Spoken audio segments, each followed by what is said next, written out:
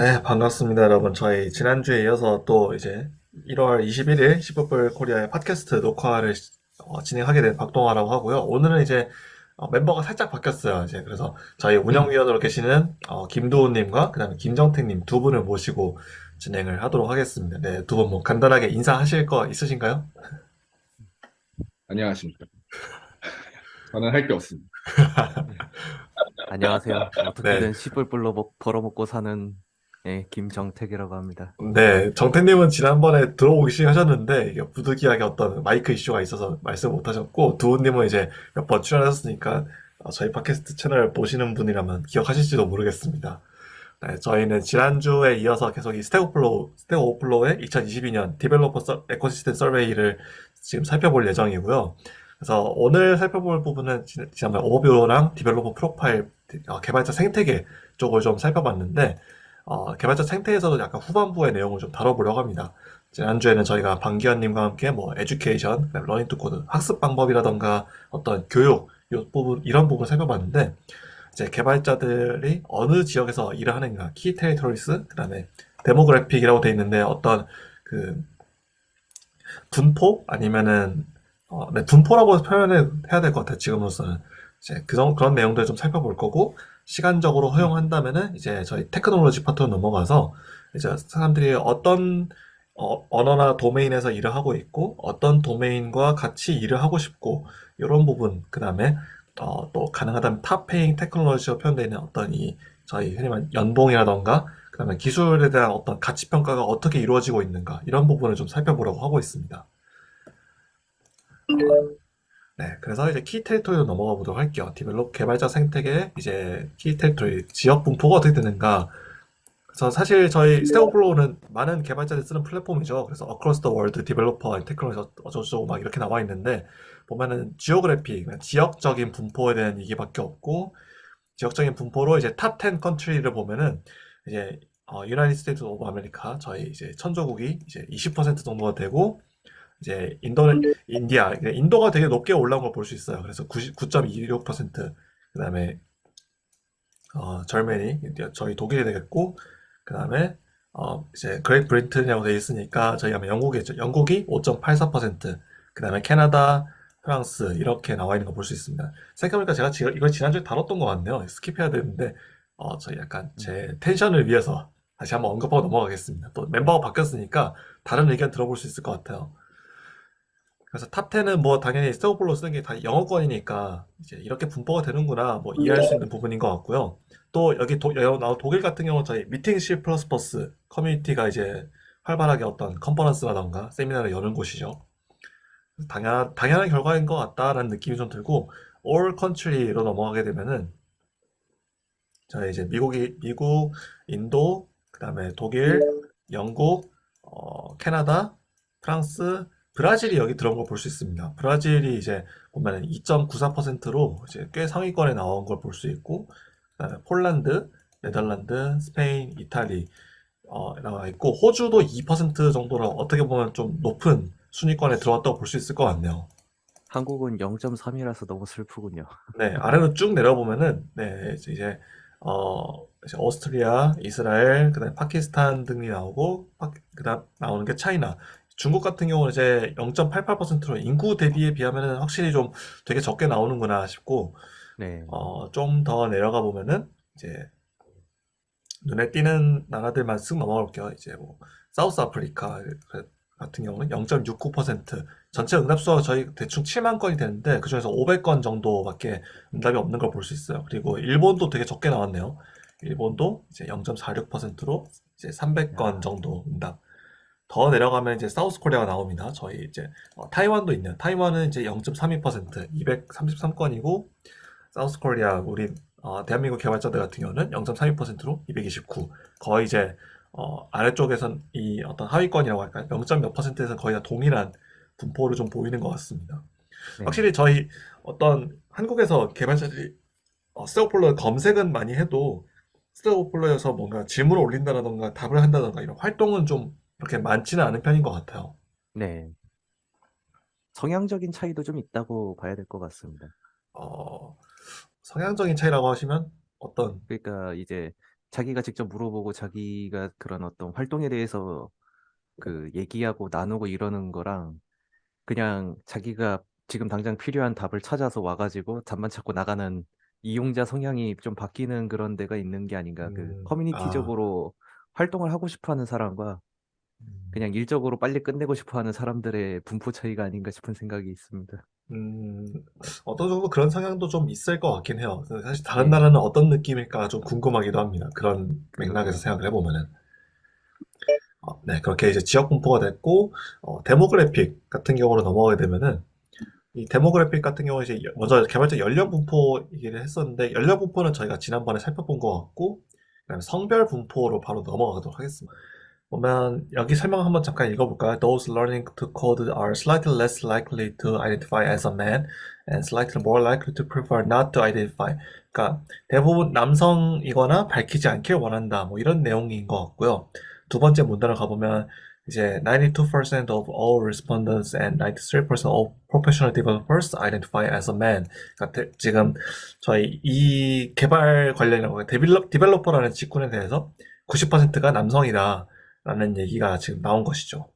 그래서 아래쪽으로 넘어가면은 네. 저희 전체 7만 건 정도의 응답에 대해서 와, 네, 남성이 91.88%, 92% 정도 되고 그 다음에 워먼, 그러니까 저희 여성분들이 5%, 5.7, 5.17%가 되고 그다음에 non-binary 뭐 이제 그다음에 gender non-conforming 그다음에 prefer not to say 이 두 파트 다 합하면 대충 2% 3% 네, 3% 네, 정도. 3.2, 3.3% 정도 되는 것 같습니다. 그래서 저희 보면 되게 굉장히 남성 중심적으로 운영되고 있다라는 느낌이 좀 드는 것 같고요. 그러면 이제 프로페셔널 디벨로퍼로 가보면은 마찬가지 거의 똑같은 분포를 보여주고 있고요. 러닝 투 코드 새로 입문하는 분들 어떤가 보면은 이제 저희 어 아까 여성분들이 5.16% 나왔는데 이제 러닝 투 코드 새로 이제 이쪽에 입문하는 개발자 직군에 입문하는 분들 같은 경우는 이제 여성분들이 7.96%가 됐고 남성분들은 87.9% 정도로 약간 줄어든 모습을 볼 수 있습니다. 네. 다른 쪽이 늘어서 퍼센트적으로 줄었나 보네요, 뭔가. 네, 그렇다고 봐야겠죠. 그 다음에 Gender Minorities by Country라는 부분이 있는데 보면은 음, 네, 이건 같은 거는 응답이 되게 높게 나오는 건지 잘 모르겠네요. 어떻게 해석해야 될지 잘 정가일까요? 모르겠습니다만 그대로인 것 같고 person who identify as woman, non-binary, 그 다음에 gender queer, or not, gender non-conforming. 그러니까 이제 비남성이라고 표현해야 될 것 같아요. 이 통계의 어떤 거의 분포를 가지고 그렇죠. 판단하면요. 네, 비남성인 경우가 이제 미국 같은 경우는 9.8%, 캐나다는 8%, 그 다음에 영국은 7.89%, 네덜란드, 스페인이 7% 정도 되는 것 같고, 브라질이 6.68%, 프랑스니까, 네, 프랑스가 이제 5.97%, 이제부터 6% 아래로 내려가죠. 그 다음에, 이 젊은이, 독일이 뭐 독일, 네, 대충 여기서부터 거의 비슷한 것 같은데요. 네. 그래서 네. 확실히 여성 비율이 많이 적기는 하고, 그나마 이제 여성 비율이 좀 있는 곳이, 흔히 말하는 북미권, 유나이티드 스테이츠랑 그 다음에 캐나다 이쪽이고, 그 다음에 영국권, 네덜란드 이쪽도 유럽권이라고 봐야겠죠, 사실. 네. 네, 유럽권이 그나마 여성 개발자 비율이 조금 높은 편이다. 하고 통계가 나온 걸 볼 수 있습니다. 근데 이거 보니까 조금 생각이 깊어지는 부분이 그게 있는 것 같습니다. 저희 왜 그런 SNS나 이런 데서 개발자라는 걸 접할 때 그런 어떤 여러 가지 이미지들 중에 가장 그래도 그런 어떤 저 뭐라고 해야 되나 그러니까 여성과 남성으로 구분하지 않는 분들이 그래도 많이 유난히 좀 눈에 띄는 분들이 계시는 곳인데 음, 그럼에도 이 정도 퍼센트라는 거는 이게 참 눈에 드러나는 거에 비해서 참 많이 다르구나라는 생각이 좀 드네요, 이게. 네, 그렇죠. 사실 어떤 개발자들 같은 경우 약간 오픈 마인드라고 할까요? 이런 쪽이 네. 약간 대표적인 직군 중에 하나라고 할 수 있을 것 같은데 그런 것을 그럼에도 어떤 그런 인식이라고 할까? 사회적 인식에 비해서는 확실히 되게 남성 중심이다. 네. 음. 그렇네요. 그 다음에 트랜스젠더, 저희 영문 위키라던가 이런 데서 제가 이 단어 찾아봤는데 보니까 트랜스섹슈얼이라는 단어가 더 많이 보이더라고요. 그래서 둘이 약간 아하. 호용돼서 사용되고 있는 것 같고, 검색하실 때는 트랜스젠더, 트랜스섹슈얼 이 두 가지를 보시면 될 것 같습니다. 그래서 보면은 이제 1.5% of all respondents identify as transgender. 그래서 저희 스택 오플로의 통계에 참여한 사람 중에서 1.5% 정도는 이제 트랜스젠더다. 그래서 트랜스젠더다라는 내용이 나왔고, 그러면 전체 중에서는 보면은 어 당신은 트랜스젠더입니까? 라는 질문에 대해서 95.84%가 no라고 대답했고, prefer not to say, 그냥 별로 응답하고 싶지 않다 라고 넘긴 분들이 1.96%, 2% 정도 봐야겠죠. 그 다음에 yes라고 응답한 사람이 1.51%. 그래서 본인의 어떤 스스로에 대한 인식이라던가 이런 걸 바탕으로 해서 트랜스젠더다, 트랜스섹슈얼이다 라고 표현한 분들은 이제 1.51%로 되게 이제 굉장한 소수라고 할 수 있을 것 같습니다. 네. 그래서 전문 개발 직군에 대한 조사로 넘어가면은 이제 yes가 더 적어지고요. learning to code에 대해서는 이제 prefer not to say, 별로 응답하고 싶지 않다, yes라는 분들이 더 늘어나는 걸 보면은, 저희가 이제 지난번 녹화 때 age, 그러니까 연령 분포에 대한 얘기를 했었는데, 확실히 learning to code에 해당하는 분들은 분포가 좀 되게 젊은 분들이가 속하거든요. 그래서 30대 이하를 중심으로 분포가 되어 있고, 그런 분들에 대해서는 어떤 열려 있는 트랜스젠더, 생각이 많다. 본인이 트랜스젠더라고 인식하고 있는 비율이 일단 높다라고 네. 할 수 있을 것 같습니다. 그리고 2%라고 하면 적게 느껴질 수도 있겠지만, 사실 어떤 기업 규모라던가 이런 거에 비해서는 분명히 한 명 내지는 두 명 정도는 분명히 나타날 수 있는 숫자라고 그러 인식을 해주시면 될 것 같아요. 네. 네. 그래서 이제 그 다음에 나오는 질문이, 그러면은 이제 저희가 트랜스젠더, 트랜스섹슈얼에 대해서 얘기했으니까 이제 성적 지향성에 대해서 이제 얘기를 해볼 수 있겠죠. 이런 부분으로 넘어가게 되면은 저희가 이제 스트레이트 아니면은 헤테로섹슈얼, 그러니까 이성애자다라고 응답한 비율은 84%가 나오고요. 그 다음에 prefer not to say, 응답하고 싶지 않다라는 비율이 일단은 6.53%로 좀 높게 나온 걸 볼 수 있습니다. 그리고 bisexual, 내 어떤 파트너가 남성이든 여성이든 뭐 아니면 트랜스섹슈얼이든 별로 개의치 않는다라는 분들이 이제 5.45%, 그다음에 동성애자다라고 이제 표현한 분들이 2.67% 정도 나오는 걸 볼 수 있습니다. 마찬가지로 그러면 이제 아까 전문 개발 직군에 대해서는 거의 동일한 분포를 보여주고 있는 것 같고, 새로 이제 이 개발자 직군에 들어오는 러닝 투 코드를 넘어가 볼까요? 러닝 투 와. 코드에서는 보면은 prefer not to say도 확실하게 좀 늘어난 걸 볼 수 있어요. 그러니까 별로 응답하고 싶지 않다는 게 거의 9.98%, 10%까지 늘어났고요.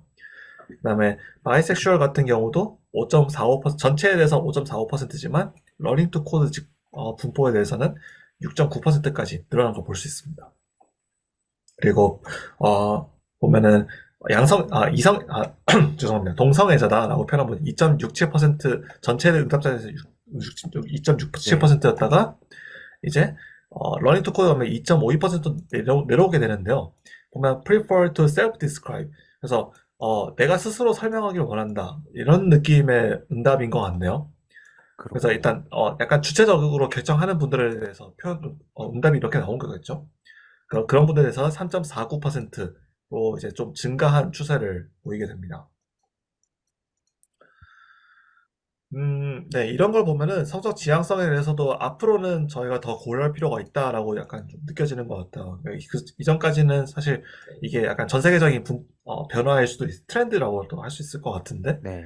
저희가 그동안은 이제 되게 항상 어떤 이 성애적인 관점에 대해서는 이제 이성애자를 고려했지만은, 앞으로는 이제 바이섹슈얼 아니면 이제 동성애자분들, 이런 분들에 대해서 이제 분포가 높아진다는 것을 인지할 필요가 있다. 이 정도 의미를 가진 통계 지표라고 할 수 있을 것 같네요. 네, 그렇네요. 그 다음에 이제 race and ethnicity 파트인데, 이게 표현하자면 어떤 인종 아니면 문화적 배경이 될 것 같습니다. 그리고 스토커플러는 아까 저희가 본 것처럼 분포가 되게 이제 흔히 말하는 북미권, 그 다음에 유럽권, 이렇게 딱 그쪽에 약간 되게 치중되어 있는 모습을 보이는데, 그 때문인지 보면 이제 화이트, 저희는 백인종, 그 다음에 유럽 쪽, 그 다음에 인도도 아까 되게 높게 나왔죠, 분포가. 인디아 파트가 높게 나왔고, 그 다음에 이제 아시아 쪽의 인종이다라고 응답한 게 나왔습니다. 보면 히스패닉, 그 다음에 라틴, 계열도 5.71%로 나왔고요. 보면은 이제 미들 이스터 아니니까 글쎄요, 제가 지금 정확하게 표현하는지 모르겠 중동이라고 흔히 말 이란이라던가 이런 쪽이 되겠죠. 네. 네, 이쪽이 이제 중동, 4.1%가 중동. 나왔고, 중동입니다, 중동. 네네, 중동이 맞나요? 중동 맞죠? 아, 제가 지금 갑자기 머릿속에서 안 중동, 떠올라서 죄송합니다. 중동입니다. 그 다음에 사우스 아메리칸, 노스 아메리칸 이 같은 경우는 사우스 아메리칸은 3.78%, 노스 아메리칸은 3.36% 정도 따라오는 걸 볼 수 있습니다. 그리고 확실히 보면은 네, 아프리칸이라는 응답이 3.4% 되게 낮게 나왔는데 왜 이렇게 낮게 나왔을까라는 생각도 좀 드는 것 같아요. 화이트에 다 치중된 게 아닐까요? 네, 그냥 스택 오플로우의 어떤 특성이 여기서 나타나는 거겠죠. 예, 대부분의 사용자라던가 아니면 질문을 올리고 응답을 하는 개발자들이 이제 흔히 말하는 북미권이라던가 유럽권에 분포가 되어 있다. 앵글로 이런 느낌. 섹슈얼에 약간 좀 치중이 많이 돼 있지 않나. 네, 그렇죠. 확실히 인디아 같은 경우는 약간 영어를 쓴다는 느낌이 있는 나라잖아요. 그래도 인도 같은 네, 경우는. 근데 그렇죠. 아시아가 이렇게 확실히 좀 9.48% 낮게 나오는 걸 보면은 어떤 스택 오플로우 커뮤니티를 사용할 때 언어적 장벽도 여전히 존재하는 것 같다. 이렇게도 해석할 수 있을 것 같습니다. 네. 언어적도 그렇고 뭔가 질문을 올리거나 얘기할 때 그런 약간의 편견들도 조금씩은 생기는 것 같습니다. 네, 그런 게 분명히 존재하죠. 네, 그 다음에 러닝 투 코드에 대해서는 보면은 네, 저희가 프로페셔널 디벨로퍼에 대해서는 화이트, 그러니까 백인종이 40.75%, 유러피안이 38.13%였는데 러닝 투 코드 넘어가면 유러피안이 25.94%, 화이트가 24.33%로 되게 좀 떨어지는 걸 볼 수 있고 그 떨어진 만큼 이제 그러니까 인도 쪽 분들이 이제 18%까지 올라오고 아시아도 16%로 올라온 걸 볼 수 있습니다. 아프리카도 이제 여기서부터 약간 좀 눈에 띄는 증가를 보이는 것 같아요. 네. 8.4%. 그래서 새로 어떤 개발자를 하는 사람들은 이제 흔히 말하는 어, 아시아 쪽 아니면 아프리카 쪽 분들이 비율을 좀 차지하고 있다라고 할 수 있겠습니다. 그다음에 disability status 이 부분 같은 어떤 신체적 불편함을 이제 나타내는 통계인 것 같아요. 그래서 저희가 이제 이전까지 살펴본 자료들을 보면 오버뷰라던가 개발자 상태에서 이제 최대 한 7만 건, 7만 5천 건 정도 응답이 있었는데 그중에서 2,500건 정도 응답이 있었습니다. 거기에 대해서 이제 보면은 어떻게 분포가 되어 있습니까? 라고 이제 보면은 신체적 불편함에 대해서 I am blind 그러니까 나는 어떤 시력 장애가 있습니다. 라는 분들이 1.7%, 그 다음에 or in your own word. 그러니까 본인이 직접 스스로 장애에 대해 설명해야 되는 경우가 이제 0.97%로 1% 정도 되는 것 같고, I am deaf 아니면 hard of hearing. 그러니까 청각 장애가 있는 분들이 0.85%. I am unable to find it difficult to walk or stand without assistance. 그래서 이제 본인이 어떤 여기서는 이제 보행이라고 표현된 것 같지만은 이제 이동 다리에 약자, 조금, 네, 그렇죠. 예, 저희 요즘 표현은 이동 약자라고 표현하죠. 이동 약자에 해당하는 그렇구나. 분들이 0.44% 정도 된다. 그 다음에 I am unable to find it difficult to type. 여기서 말하는 타입은 역시 어떤 키보드의 사용이겠죠. 저희 개발자는 키보드를 제일 가까이 하는 직군이니까. 그래서 네. 키보드를 쓰는 것에 대해서 불편함을 느끼는 분들이 0.35% 정도 된다. 그래서 보면은 이제 어떤 신체적 불편함이 있는 분들이 개발자 직군에서는 굉장히 희소하다라는 걸 볼 수 있고, 어찌되었건 사실 저희가 뭐 한참 요 몇 년간은 이제 재택근무니 이런 얘기를 했지만은 어쨌건 출퇴근에 대해서 장애를 느낀다거나 아니면 이런 청각장애 같이 의사소통에 영향을 주는 요소들, 그 다음에 또 자료를 찾아서 보기 위한 어떤 시각장애적 요소들이 여전히 방해물이 된다라고 생각할 이 수 있을 것 부분은, 같습니다. 예, 이 부분은 보통 생각하는 거에 대해서는 약간 좀 거리가 있는 경우일 수도 있을 것 같긴 하네요. 보니까 이제 그냥 컴퓨터를 보고 타이핑만 제대로 해서 뭐 코드만 뽑아낼 수 있으면 뭔가 일할 수 있는 것처럼 비춰지기도 하는 일인데 이렇게 뭐 듣기라던가 걷는 것 이런 것들에 대한 그 자신만의 어떤 핸디를 가지고 계신 이렇게 표현하면 좀 위험할 수도 있으려나요? 이게 어떻게 표현드려야 될지 잘 몰라서 조심스럽긴 한데 그런 어떤 다른 분들과 다른 사람들이 의외로 분포가 작다는 게 그런 데 있어서도 일하는 게 좀 중요한 그런 어떤 뭐 음, 이동이나 듣는 거라던가 이런 게 중요한 일이다라는 거를 보여주는 것 같네요, 좀. 다르게 보면은 저희 이제 전체가 아까 제가 7만 건에서 7만 5천 건 정도 응답이 있다고 표현했는데 그중에서 이제 2,500건이면 사실상 이제 통계적 의미를 간신히 충족하는 정도가 아닌가 약간 생각이 드는 숫자거든요. 그런 것 그렇다고 같습니다. 하면은 확실히 개발자 시장도 어떤 이런 신체적 불편함에 대해서는 되게 배타적인 모습을 보이는 직군이다라고도 볼 수 있을 것 같아요. 네. 그러니까 신체적 불편함이 있으면은 개발자를 못할 수 있다.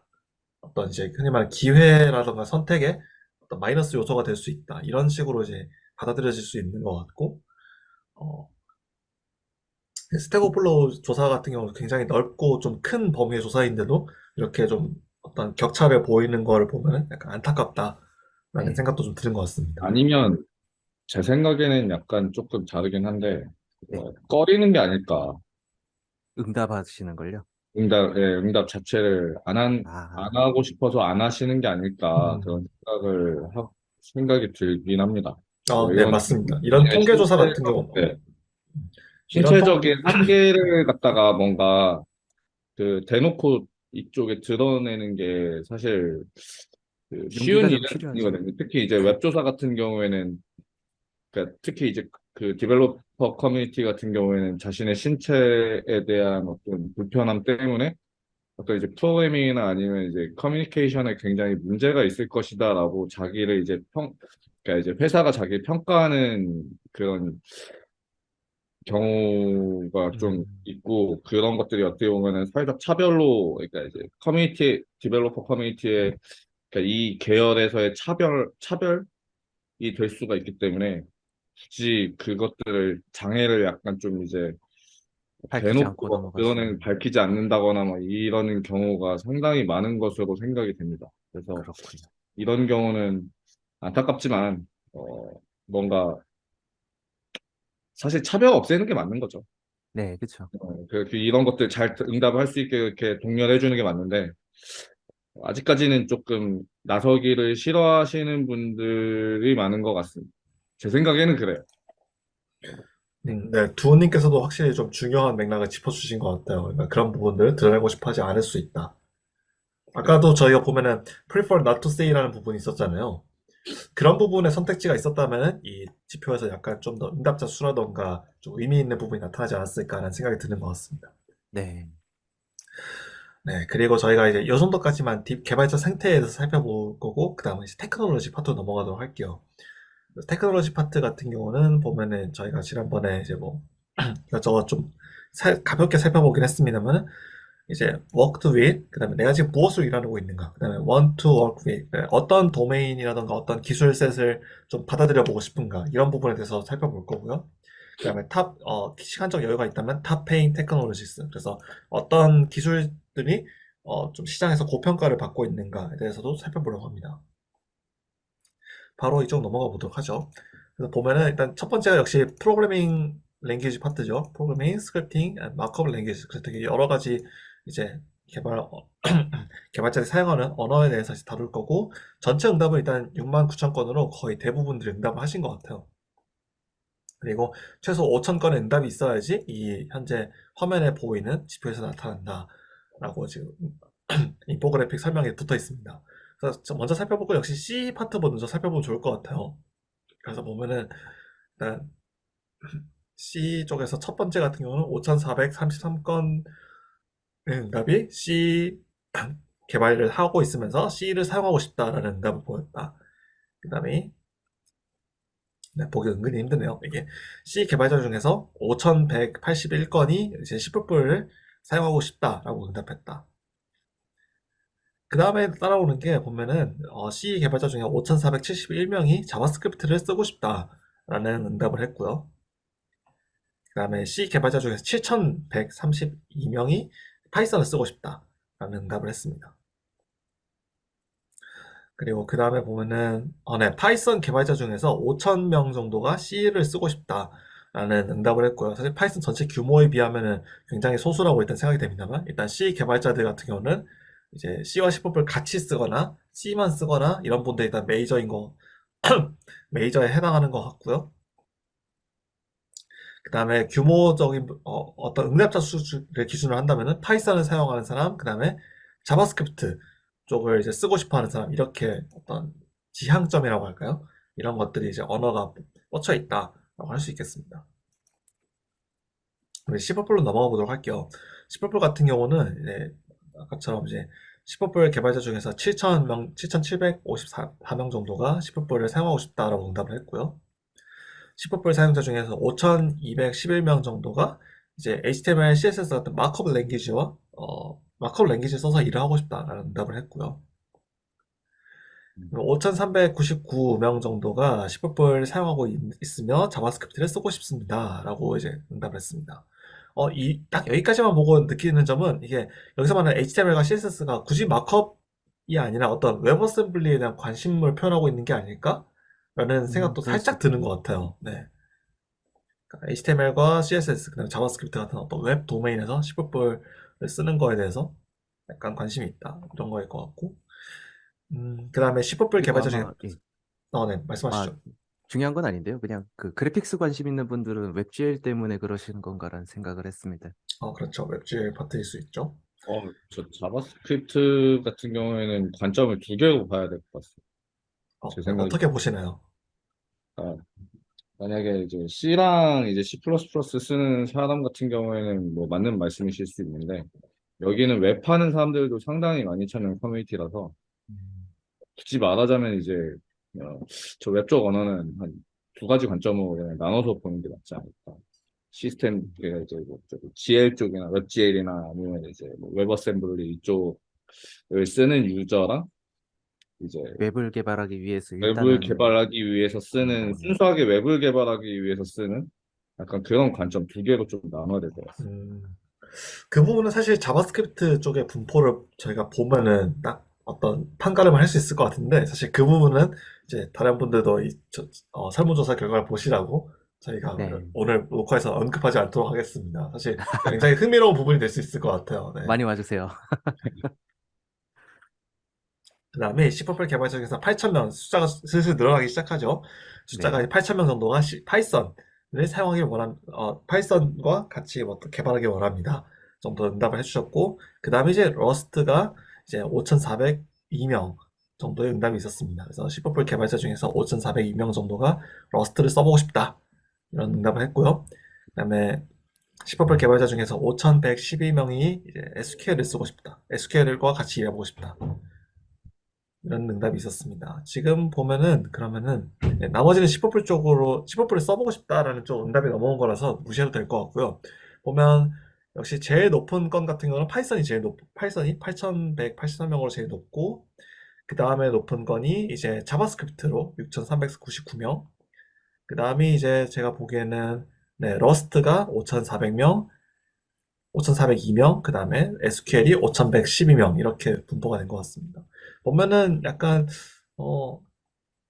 C++의 분포가 되게 한정적인 것처럼 보이는 느낌의 지표라고 할 수 있을 것 같네요. 굉장히 좀 한정적으로 좀 돼 있긴 하지만은 사실 뭐 그냥 제 생각엔 그런데 이제 그 C++를 하다가 이제 파이썬을 쓰는 사람들은 어떤 이제 뭐 딥러닝, 머신러닝, 그러니까 AI 옵스 혹은 뭐 ML 이쪽에 이제 좀, 그러니까 뭐 반대로 그 파이썬에서 뭐 C++ 배우려고 하는 사람들은 거의 대부분은 AI, ML, 옵스 뭐 이런 쪽으로 거의 특화가 돼 있는 게 아닌가 요즘에는. 이 음, 2022년도니까 제가 느끼기에는 어, 저도 지금 AI를 한창 지금 배우고 있긴 하지만 어, 아마 그쪽의 니즈가 훨씬 더 많은 거 아닌가 그렇게 생각을 하고 있습니다. 그렇죠. 사실 몇 년 전 같은 경우는 어떤 데이터 사이언스 쪽의 최적화를 위해서 C++를 고민했다면, 요즘 같은 경우는 이제 ML 프로세스, 뭐 훈련이 될 수도 있고, 뭐 추론이 될 수도 있고, 이런 거에 최적화에 대해서 C++를 고려하는 경우가 좀 늘어났다인 것 같고, 그다음에 저희가 사실 최근 되게 어떤 각광이라고 할까, 주목을 받고 있는 언어 중에 하나가 러스트라고 할 수 있을 것 같은데, 러스트에 대한 관심도 이제 좀 많이 높아졌다 정도일 것 같아요. 사실 이 건에 대해서는 2023년 발표 어떤 서베이 결과도 같이 비교해 보면 좋을 것 같습니다. 그때 네. 가면 또 재밌는 주제가 되지 않을까. 혹은 5년 전에서 10년 전 걸 비교해 보면 참 좋지 않을까. 네, 그렇죠. 이게 그러니까 트렌드 변천사 이런 것들에 대해서 어떻게 보면은 과거 한 5년 정도가 훨씬 그 트렌드의 어떤 변화를 조금 더 잘 눈으로 보여주기 쉽지 설명해주는 않을까. 그렇군요. 음, 저는 그렇게 생각합니다. 그렇죠. 약간 텀을 길게 잡고 보는 것도 필요할 수 있죠. 맞습니다. 네. 그럼 전체 분포, 어떤 프로그래밍 랭귀지에 대한 분포도 살펴봤고, 그 다음에 데이터베이스에 대한 부분으로 넘어갈게요. 사실 C++ 코리어와는 관련이 좀 별로 없는 부분일 수 있어요. 그렇다고 하지만 또 이제 가볍게 한번 보고 넘어가기는 좋은 것 같아서, 이제 이 부분을 한번 짚고 넘어가려고 합니다. 네, 마침 또 녹화 시간이 10분 남았다고 알람이 뜨네요. 네, 보면은 역시 가장 높은 포션을 차지하고 있는 건 MySQL과 그 다음에 이제 PostgreSQL 이 기지. 네, 이 둘인 것 같습니다. 음, 그리고 그 다음에 따라오는 게 이제 레디스, 그 다음에 몽고DB가 따라오는 것 같고요. 그 다음에 SQL, 그 다음에 이제 네. 그 크기가 가지고 있는 게 SQLite, 그다음에 마리아DB인 것 같습니다. 마이크로소프트 SQL 서버도 이제 SQLite랑 SQLite보다는 크고 마리아DB보다는 좀 적은 포션을 가지고 있는데요. 보면은 음, 사실 여긴 나와 있는 DB들 다 나름대로 C++ 바인딩 라이브러리 같은 것들 존재하는 DB들이라서 다 한 번씩 살펴보고 싶은데 내용을 보기에는 또 좀 복잡한 그런 느낌이 좀 있는 것 예. 같습니다. 근데 저는 이 부분을 짚고 가면 좋을 것 같습니다. SQLite는 C 형태의 그 코드를 아예 제공을 해주잖아요. 그렇죠? 예, 나머지는 이제 다 개발되어 있는 거에 어떻게 붙는가에 대한 접근이지만 SQLite는 일단 코드가 공개가 돼 있기 때문에 그런 면에 있어서는 이게 그런 어떤 자기 그 프로젝트에 직접 SQLite 직접 붙이고 메모리 관리자로 올려가지고 그 메모리 DB로 쓴다거나 이러는 가능성도 있다 보니까 그런 면에 있어서 그렇게 그 활용하는 분들도 조금 있는 건가라는 생각을 괜히 한번 해보게 되네요. 이런 거 보면서. 음, 음, 사실 그 SQLite 같은 경우에는 뭐 말씀을 뭐 해주시긴 했지만은 소스가 공개가 돼 있고 사실 소스도 굉장히 경량화돼 있고요. 저도 옛날에 한번 저걸 보긴 했지만은 이제 옛날 버전에는 SQLite 같은 경우에는 한 C 파일 하나에 죄다 다 묶여 있었던 형태였어요. 지금은 다 네, 분리가 되어 있는 형태인 걸로 알고 있는데 어쨌든 좀 결과적으로는 저런 것들은 뭐 인메모리보다는 좀 경량화된 모델이라고 해야 되나? 경량화된 모델이라는 거는 주로 모바일, 네, 그러니까 모바일 쪽에 저런 게 많이 들어가잖아요. 그러니까 네, 모바일 쪽에서는 사실 저런 가벼운 이제 그 안시 SQL 어 안시 SQL을 지원하는 뭔가 그 경량화된 DB 모델이라고 생각하고 그걸로 이제 대부분의 모바일에서 많은 트랜잭션이 그러니까 이제 뭐 로컬 트랜잭션 처리 로컬 스토리지? 약간 이런 식으로 그냥 네, 쓰는 경우가 굉장히 많은 것 같고, 나머지들은 뭐, 지금 보면은, 지금 마리아DB나 MySQL, 뭐, MySQL 그러니까 MS SQL 같은 경우에는 저거는 주로 RDB죠. 저런 건 RDB, 포스트그레도 포함해서. 그러니까 몽고나 레디스 같은 경우에는 NoSQL에 속하는 것이고요. 결국에는 그러니까 여기서 제가 봤을 땐 메모리로 쓰는 거는 레디스가 아닐까? 메모리 쪽으로 주로 많이 쓰는 거는 네. 요즘에 안드로이드도 레디스가 인메모리로 들어가지 않을까요? 요즘에 들어가나? 잘 요즘 모르겠네요. AUSP 사실 저희 흔히 말하는 그 안드로이드 개발하면 NDK 파트에는 SQLite는 들어있지만 다른 것들은 다 라이브러리에 붙여야 되는 형태로 제가 기억을 하고 네, 있습니다. 그렇군요. 그러면은 안 들어가 있는 걸로. 메모리는 비싼 자원이기 때문에. 그쵸. 그다음에 이제 클라우드 플랫폼에 대한 분포로 넘어오는데요. 사실 이건 스택 오플러가 워낙에 좀 넓은 스펙트럼을 가지고 있기 때문에 C++과는 확실히 좀 거리가 있을 수 있다고 생각합니다만은 보면 전체 응답에 대해서 AWS가 가장 큰 포션을 차지하고 있고 그 다음에 따라오는 게 이제 흔히 말하는 저희 마이크로소프트 애저, 그다음에 구글 클라우드 플랫폼이 따라오고 보면은 헤로쿠에 대한 사용 어떤 질문 아니면은 응답이라던가 파이어베이스, 구글 파이어베이스에 대한 질문 응답도 되게 많은 것 음, 같습니다. 그 다음에 따라오는 게 이제 디지털 오션, 그 다음에 VM웨어, 그다음에 매니지드 호스팅, 이런 쪽으로 넘어오게 되는 것 같고요. 매니지드 호스팅이라고 하면은 사실 좀 표현이 제가 제대로 이해한 건지 모르겠지만, 뭐 역시 온프레미스 환경에서의 어떤 맞습니다. 설정이라던가 관리, 매니지먼트 이슈가 아닐까 생각이 되네요. 저는 조금 궁금한 게 구글 클라우드랑 파이어베이스가 분리된 이유가 조금 궁금하긴 하네요. 제가 잘 몰라가지고. 이게 같은 거 아닌가요, 결국에? 아닙니다. GCP 형태 같은 경우에는 이제 이아스 형태고요. 그러니까 예. 우리 흔히 얘기하는 AWS 형태의 그런 매니지먼트 콘솔이 있고요. 네. 파이어베이스 같은 경우에는 파스 형태로 아예 아, 네, 그렇게 별도로 구분이 되는 네, 거군요. 구분이 되어 있습니다.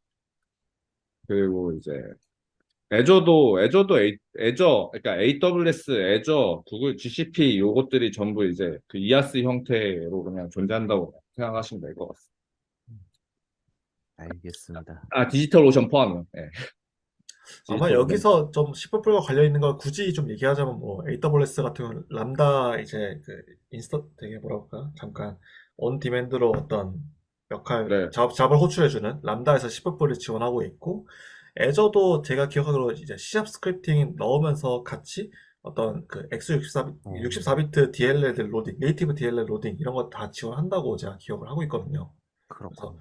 시프풀 개발자 관점에서는 어떤 서버에서 잡을 돌릴 때 AWS, 마이크로소프트 애저 관련해서 뭔가 찾아보는 요소가 있지 않을까 생각을 좀 할 수 있을 것 같습니다. 네.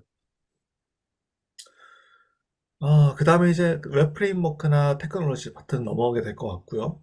그다음에 아더 프레임워크 앤 라이브러리 같은 경우도 이게 되게 이것저것 있습니다만, 이거는 제가 나중에 시간적 여유가 있을 때 스케줄을 잡아서 해볼 수 있을 것 같습니다. 보면은 텐서플로우, 파이토치 이런 쪽, 판다스, 넘파이, 그다음에 단넷 이런 부분들이 있기 때문에 사실 저희가 뭔가 시프풀 코리아 쪽에서 얘기할 만한 건이 사실 그렇게 많지는 않은 것 같아요.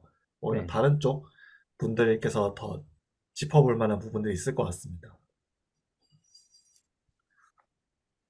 네, 그리고 툴에 대한 것들은 넘어가게 될 것 같고요. 아마 사실 오늘 시간상 한 2분 정도 IDE에 대해서 얘기한 다음에 종료를 해야 될 것 어, 같아요. 네. 보면은 Visual Studio Code is the most interconnected IE among all respondents, professional developers, and those learning to code.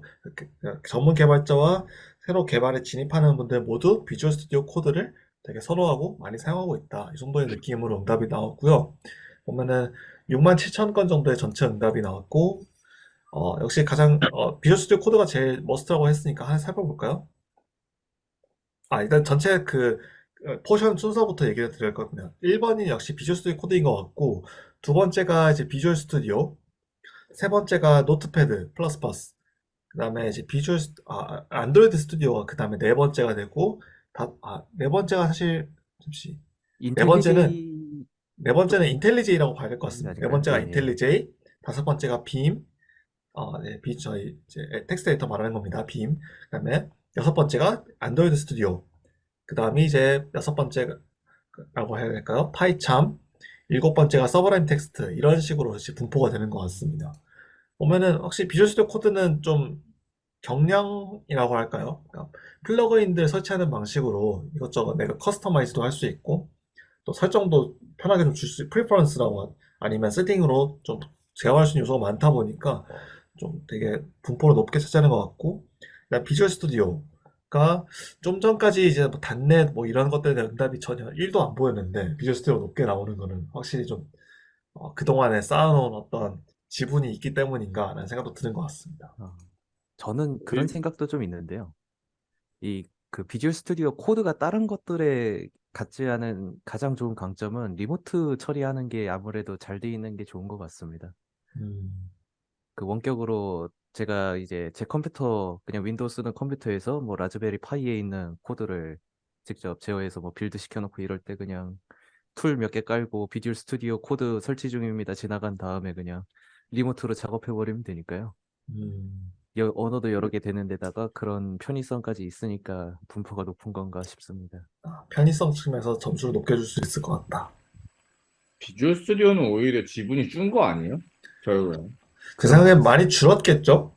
네, 엄청나게 줄었을 것 같습니다. 네. 그러니까 여기서도 코드로 봐도 예, 지금 뭐 인텔리제이나 아니면 이제 그 흔히 얘기하는 저희 제트브레인스의 툴들 있잖아요. 지금 제트브레인스의 툴들이 하나, 둘, 셋, 세 개나 지금 여기에 지금 있거든요. 네. 주로 여기에서 보는 제트브레인스의 툴들의 지분이 굉장히 높아진 만큼 그 비주얼 스튜디오가 가지고 있었던 원래 지분을 훨씬 더 많이 그 좀 없어졌고 그렇죠. 다 나머지 흩어졌다고 네, 봐야겠죠. 없어졌죠. 네, 그렇죠. 그게 이제 비주얼 스튜디오 코드가 들어오면서 전부 다 지금 잡아먹는 형국이 아닌가. 그런 것 음. 같습니다. 네, 저는 그렇게 그냥 보고 있어요.